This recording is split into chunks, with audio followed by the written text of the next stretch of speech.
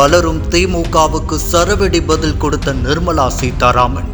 Budget பற்றி இனி பேசுவதா? மொத்தமாக மாறியது.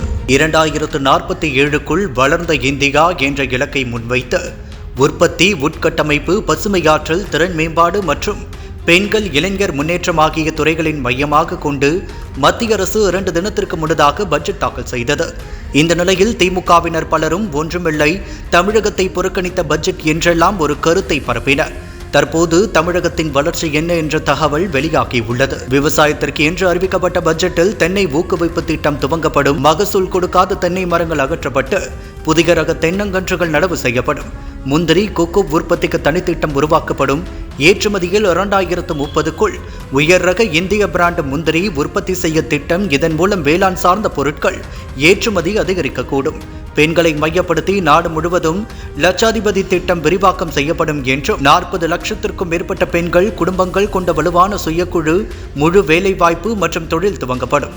இதற்காக சுயசார்பு இந்தியா நிதிக்கு 2000 கோடி ரூபாய் ஒதுக்கீடு, சிறு நடுத்தர தொழில் வளர்ச்சி நிதிக்கு 10,000 கோடி ரூபாய் ஒதுக்கீடு செய்யப்பட்டுள்ளது.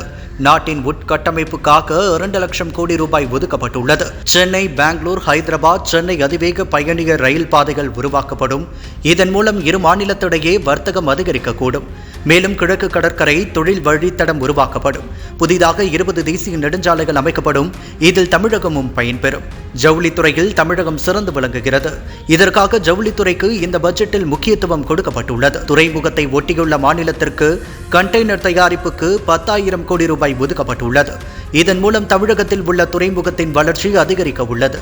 கடந்த 2025இல் அரிய வகை காந்தங்களுக்கான திட்டம் அறிமுகப்படுத்தப்பட்டது. தற்போது கனிம வளம் மிகுந்த தமிழகம், கேரளா, ஆந்திரா, ஒடிசா ஆகிய மாநிலங்களில் இத்துறைக்காக பிரத்யேக வழித்தடங்கள் உருவாக்கப்படும். 2ஆம் மற்றும் 3ஆம் நிலை நகரங்கள், குறிப்பாக கோவில் நகரங்கள் மீது கவனம் செலுத்தப்படும்.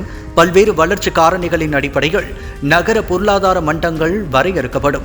ஒரு மண்டலத்துக்கு 5 ஆண்டுகளில் 5,000 கோடி ரூபாய் வீதம் ஒதுக்கீடு செய்யப்பட்டு அவை மேம்படுத்தப்படும். ராமேஸ்வரம், மதுரை, காஞ்சிபுரம் மற்றும் கும்பகோணம் உள்ளிட்ட பல கோவில் நகரங்களை கொண்ட தமிழகம் இதனால் பயனடையும் என்று எதிர்பார்க்கப்படுகிறது. மொத்தத்தில் இந்த பட்ஜெட் தமிழ்நாட்டை பொருளாதாரத்தில் மேம்பட்ட உற்பத்தி, பசுமை தொழில்நுட்பம் மற்றும் உயர்திறன் வேலை வாய்ப்புகளின் மையமாக மாற்றும் அடித்தளத்தை அமைக்கிறது. இந்தியாவுடன் தமிழ்நாடு வளர்வதோடு மட்டுமல்ல, இந்தியாவின் அடுத்த பொருளாதார ஆதித்யத்தை வழிநடத்தும் மாநிலமாக மாறும் என்ற நம்பிக்கையை இந்த பட்ஜெட் உறுதியாக அளிக்கிறது. பட்ஜெட்டை எதிர்த்தவர்களுக்கு இது சரியான பாடமாக இருக்கும் என்றே கூறப்படுகிறது.